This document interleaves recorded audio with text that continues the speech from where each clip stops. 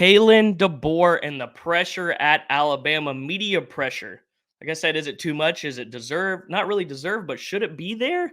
But I have relaxed on the overblown pressure. And before I do this, last DeBoer video I made, I had Bama fans who I was trying to compliment the hire of DeBoer, telling me I don't want to listen to some Auburn fan talk to me about Bama football. If I did, I'd go listen to a Bama podcast. Engage in conversation, something new. Just because I'm an Auburn fan doesn't mean I'm going to be biased. My whole point of this whole thing is to be unbiased. I love talking college football. College football is over everything for me. So I'm not going to be biased. I'm actually here defending Kalen DeBoer. So basically, what happened? ESPN's Adam Rittenberg recently ranked Kalen DeBoer as the coach with the most to prove heading into 2024, which to me, I call BS. I actually think that's Steve Sarkisian, but hey, it's just me. But he said, DeBoer just took Washington to the national title game in only his second year. 2 seasons after the team went 4-8, so this designation feels a bit unfair, but so are Alabama's expectations after Nick Saban's historic tenure. If the college football playoff remained at 4 teams, DeBoer could miss them during a transition year and be given somewhat of a pass. But Alabama expects to be a part of the 12-team field every year. And if DeBoer falls short, the pressure and comparisons to Saban will reach nauseating levels in Tuscaloosa. First off, big dose of realism here. Guys, Bama's not okay. Like I feel like I can confidently say this right now. I don't think Bama's going to miss the college football playoff next year. Not with 12 teams. I don't think Bama might miss it like once, maybe twice a decade.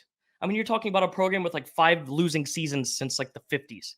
This program, even though like some people think it's just going to fall off or go back to reality, like a 9-3, like he could go 9-3 next year, make the college football playoff, and even make like a semifinal run because they'll have a more talented roster regardless than some of the teams that could be higher than them with a 9-3 record.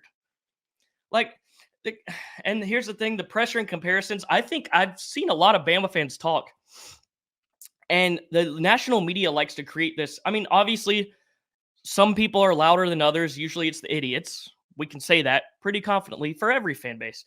I can definitely say that for my fan base. But I don't think people expect him to come in and just go undefeated year one, like these kind of crazy 11-1, especially with the new additions and just how everything is. Comparisons to Saban. Comparisons kill progress or programs.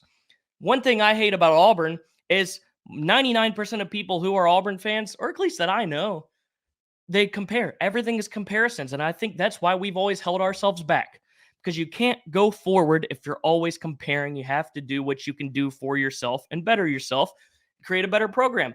If you're going to sit there and compare him to Saban all the time, he's never going to progress because he can't, because that is the greatest coach of all time. You can't really compare. He can still be successful. He should have his own DeBoer pressure meter. Like I said, he can go 9-3 and make the college football playoff semifinals. He's not under the microscope that Saban was because there's this 12-team playoff. DeBoer can have like 9-3 seasons, which at other schools would be like program-changing seasons. But now, yes, there's going to be fans who will be upset, but they're not going to be the majority. Yes, people like to play fans in the state of Alabama as like idiots nationally, the national media. I get it.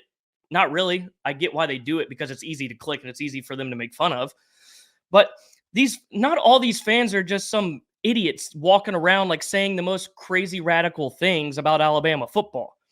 They understand that he's not going to be Nick Saban, and they can understand that there's a new level of success that can be at Alabama. 9-3 Bama is still better than a ton of teams in college football. I don't think he's really under this immense crazy pressure because, like I said, a lot of the Bama fans I've seen have been actually pretty realistic about this situation with DeBoer. They're not expecting him to be a world beater. They're still expecting a standard of success they have because the standard of success at Alabama was there before Nick Saban. Like the standard of success at Alabama has always been there. It is the school in the sport, guy. I mean, it's always been there. So it's not like he's walking in to, we're not holding him to Saban. If you're holding him to Saban standards, I'm rambling a little bit here, but like you're doing way too much. And you should know that. Like if you think that he realistically can, damn, I cannot talk, then you're just doing too much and you're never going to be happy. I mean, which a lot of the Bama fans who he is talking about who think he will usually are unhappy because everything they want is perfection. And then they'll tell you, well, we only care about championships, which I get that. Look, you're Alabama, like you are the standard.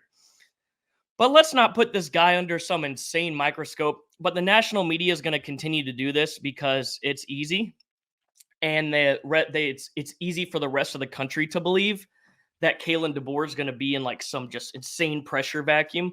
But I think it's actually going to ease a little bit with the 12-team playoff, because I think Bama, even in their years that are down years, or if he has a down year, can still be more successful than 95% of college football, especially with the talent. I mean, he still got talent. Outside of Caleb Downs, they really didn't take that much of a hit.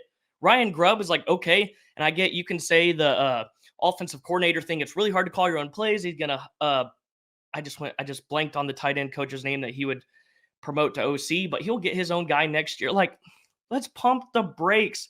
Like he said, if it was the 14 playoff, he would get a year. Guys, let's be real. Bama's not going to miss the 12-team playoff. And I could be wrong. Like, if I'm wrong, you can clip this, save it for next year. But I don't think Bama's going to miss the 12-team playoff. We're trying to fabricate this insane pressure on DeBoer. Not we're, there. The national media wants to, because it's easy for them to do. Bama's fine. It's just the easy thing to talk about so early in this offseason. But I mean, like I said, Bama could go 9-3 next year and make the college football playoff semifinal or the national championship. Like, it's not like it's an unrealistic thing.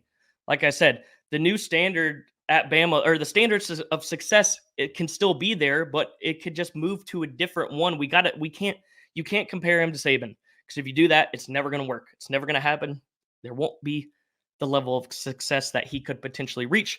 And I think most Bama fans understand that, but they like to list off these fans as just irrational and just crazy. But you know, man, anything for clicks for them. So a little bit of a rant there, I went a little bit of ways, but you know what? Had to do it, just had to talk about it. It's getting kind of crazy on the DeBoer side and just overblowing a lot of things.